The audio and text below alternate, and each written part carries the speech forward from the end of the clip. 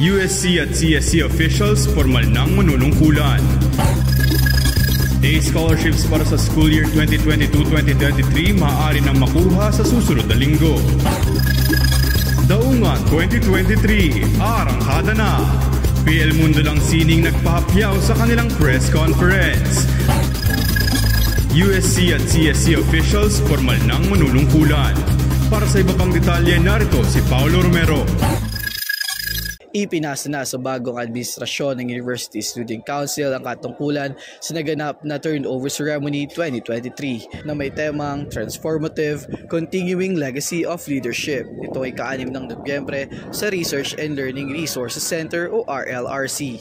Pinasinayaan ng seremonya ni Dr. Danilo B. Sulayaw, ang Vice Presidente ng Students' Life and Development sa pamamagitan kanyang opening remarks at pagbibigay bati sa mga nanalo sa University and College Student Councils.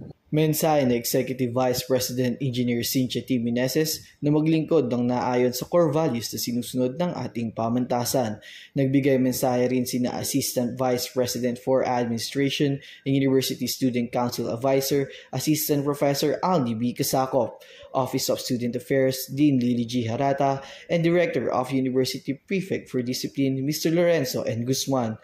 Dumalo rin sina former Student Regent Ms. Princess Miriti Singh na nagpasa ng sagisag sa bagong halal na Student Regent Ms. Jenaline C. Mirales.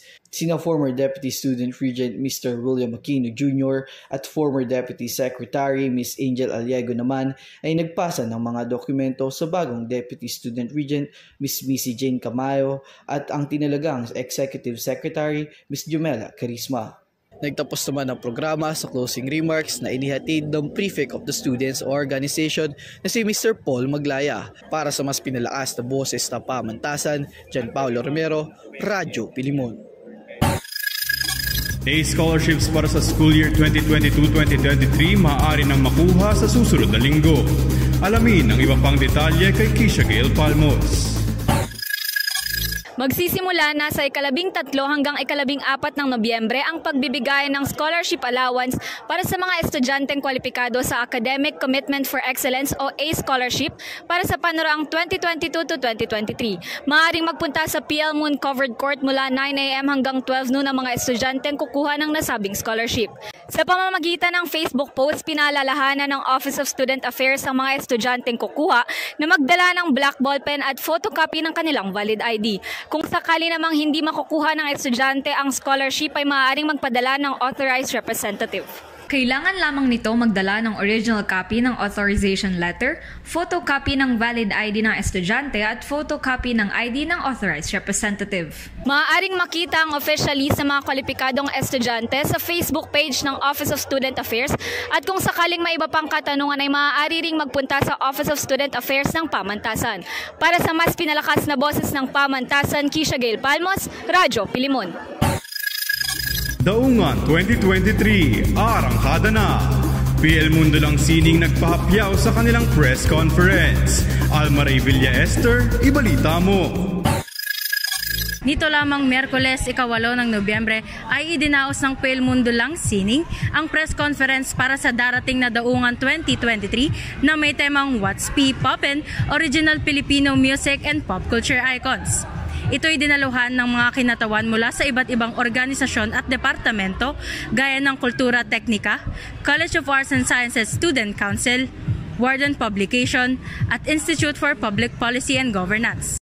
Pinasinayaan naman ito ng guro ng palatuntunan na si Mr. Eli Anaya sa ganap na alas 8 ng umaga sa linangan ng sining.